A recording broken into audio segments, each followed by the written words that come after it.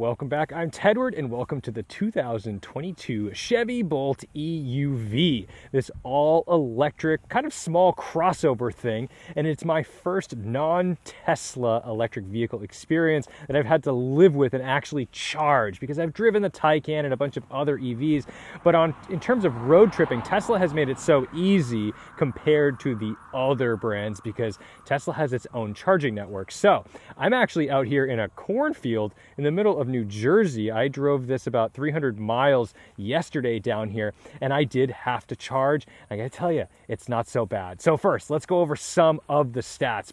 Beautiful ice blue metallic paint. This one has 247 miles of range, as well as a couple packages. That's the Sun and Sound package, giving you the Bose audio, which sounds pretty fantastic, and also Super Cruise. But it does have some nice features as well with those packages, because it gives you heated and cooled, yes, cooled ventilated front seats, which is fantastic. And overall, I think this is a very cute little package, and I really dig the headlights and all the little things. I think this is a stylish little EV. It's not something that's goofy. And the little Bolt, the smaller non-EUV Bolt, maybe doesn't fit in with everybody's lifestyle, but this has so much room and a range of 247 miles that on your day-to-day life, you'd be just fine. Now, here's the big problem with the Bolt. So sure, it charges with the CCS combo like everything else, but its charge speed is only 55 kilowatts. Now, if you're not big on the EV thing and this is all new to you and you're making some decisions, that number is the flow rate of energy that this can accept while charging. And just for comparison, other cars like the Hyundai Ioniq 5 can do 250 kilowatts. So that's a lot more juice packing into that battery when you sit at a charger. So the issue with this car is not the range, it's just how fast you can recuperate it when you go back to a charging station, because you're going to be sitting there for a bit longer than you would in, say, a Taycan, a Tesla Model 3, or any of these other cars. But here's the deal. This car, as it sits, is $43,000, and for the 2023 model, this will start at about 28 grand. So this is the least expensive way to get yourself into an EV. So like I said, this weighs 3,700 pounds. It's because those battery packs are nice and low in the vehicle. But you got to remember, weight is weight. You can't mask it forever. And we're only on these little skinny 215 section tires. And EVs typically use energy efficient tires. And energy efficient tires is a fancy way of saying low rolling resistance, which is a slightly less fancy way of saying not very sticky. So they're not crazy, but they do the job, and it still is enjoyable to drive. Inside, first we'll start in the back, because there's actually a lot of room in here. And I do think this has a pretty handsome interior. Now, it's not like outrageous expensive materials or anything, but it gives you everything you need. I have tons of legroom back here. This rear seat, I think, could be a little bit more comfortable. It's just a bit upright, but I gotta say, like, I don't know that everyone's going to be using this for long haul cruises. I think this is your daily driver that does the daily duty. You bring it back and you charge it at home, and you don't worry about those fast chargers. But we've got cup holders back here, an armrest, you know, decent things. You have charge ports for your phones and, you know, some cubbies. It's a very utilitarian vehicle. In the trunk, you'll be able to tell that I've essentially been living out of this thing. So I've got a couple of backpacks with cameras, clothes, laptops, all the things.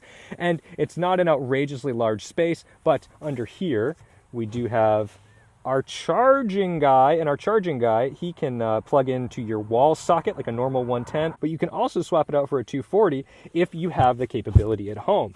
And that is going to give you basically level 2 charging at your house, and that's major, because that means every day you come home, you can charge this up overnight and not have to think about it. And imagine if every day you came out to your internal combustion engine car and it just had a full tank of gas. And that's so much cheaper than going to the Electrify America network, the EVgo network, the ChargePoint network, because it's just pennies per kilowatt hour that you're charging.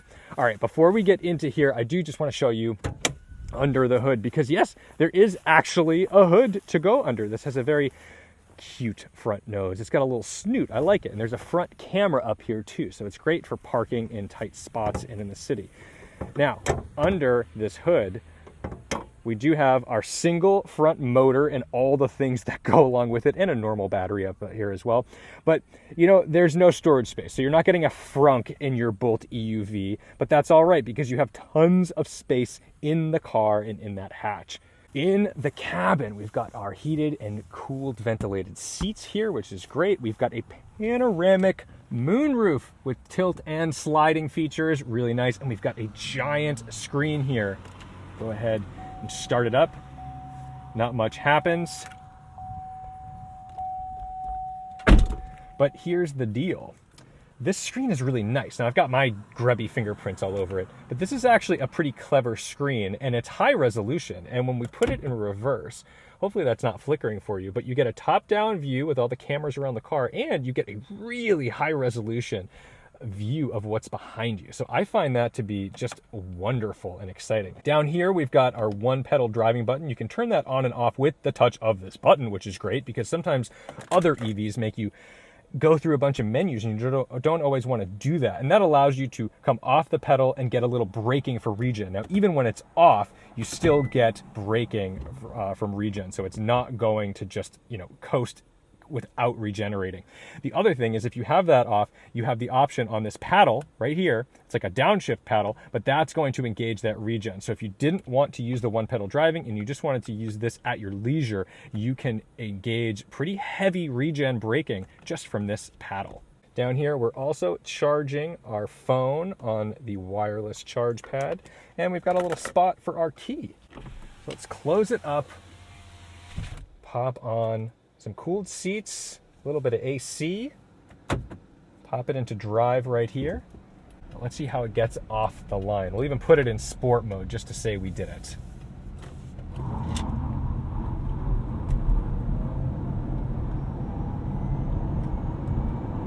And there's 60, heavy on the regen, charging back up. I love the display on this because you get nice big readout up front to know what your speed is, but it also gives you all the pertinent data that you want and need from your electric vehicle. That's the stuff, man. That's what we want to see.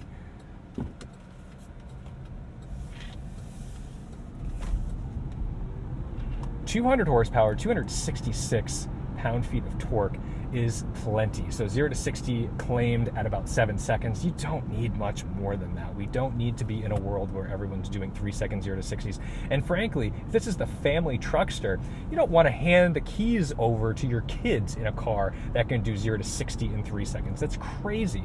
I think we've gone a little overboard on the capabilities of these cars for like the ordinary average driver. I mean, do you really want Nissan Altima drivers having that kind of power? I don't think so.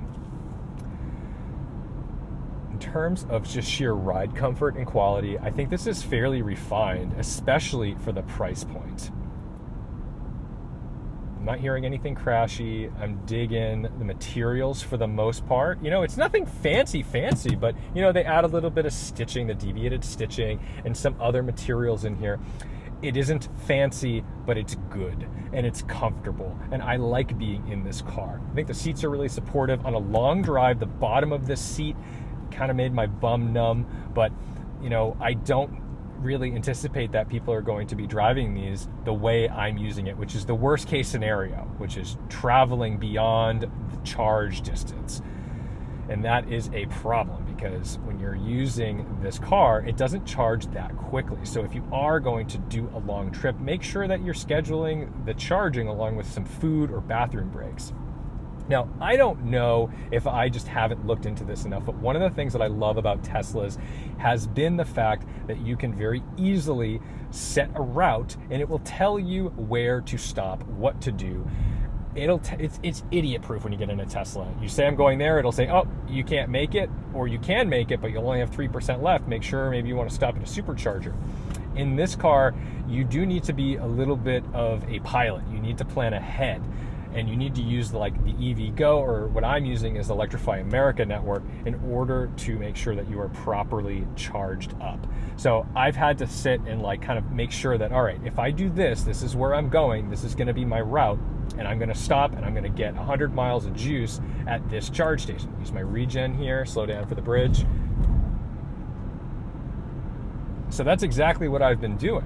I've been stopping at the Electrify America network. I'm using it appropriately, and you don't need to sit there and charge for, to the top. You need 80% or so, and that goes relatively quickly. So I've only really had to sit for like 45 minutes or so when I do that.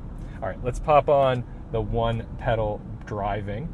So now I am cruising along. I've got one pedal. I don't really need to use my brakes. Another consumable that is going to be beautifully not necessary in your EV, which is great. You can pretty much just operate the car with that one pedal, and we'll come to this stop sign from 45 miles an hour. I'm off the pedal. I am going to need to use a little bit of brakes as I didn't plan ahead properly. My fault.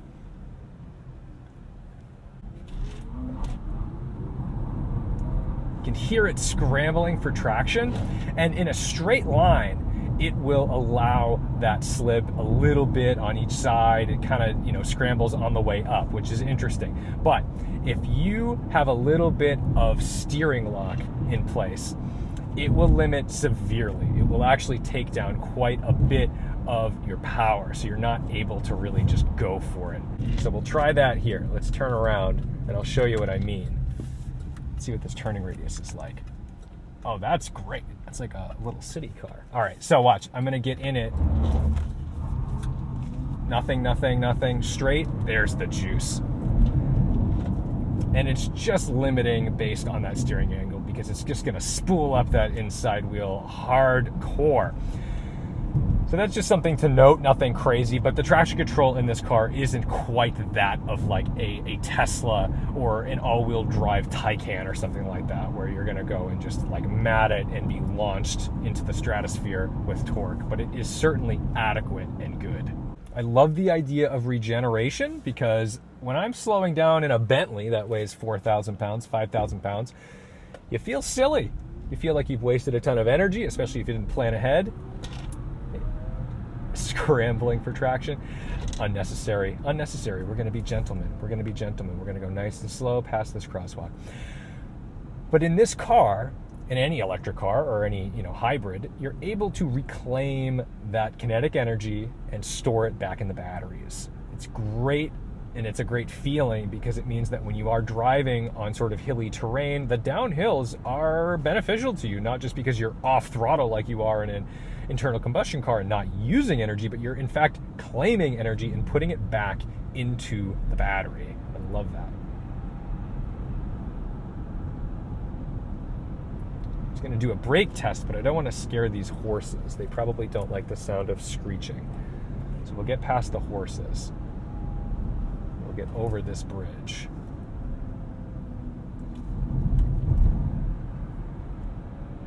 All right, let's do a little brake check. No one behind us. Pretty impressive, actually. That was just about on the cusp of ABS, and I can see we left a little patch behind. And it's not because they locked up, it's just that these tires, they're so hard. They lose grip alarmingly quickly. All right. Handling. There's some things I love about this car. There's some things I don't love about this car. Something I love is the steering. I think it's really intuitive and relaxing to drive. I find myself just jumping in the car and enjoying it. I just took the car on a rally. I mean, who goes on a rally in a car like this? This is just not your typical rally car where you're going to go show off with your friends. And I mean, we weren't showing off, but it's just a nice place to be. And I actually, because it has all this torque, you can put it into a corner and wind your way out, track out of a corner. It's pretty fun. It's pretty entertaining. It is not a boring econo car. And when you dip into the brakes actually regen first. So at least that's what it's feeling like. I could be wrong here, but when I touch the brakes, I'm watching the regen go up. So I'm assuming that it's dipping into the regenerative brakes first. So it's just backing on the other side of the motor and charging that, right? Before it's touching the caliper to the rotor.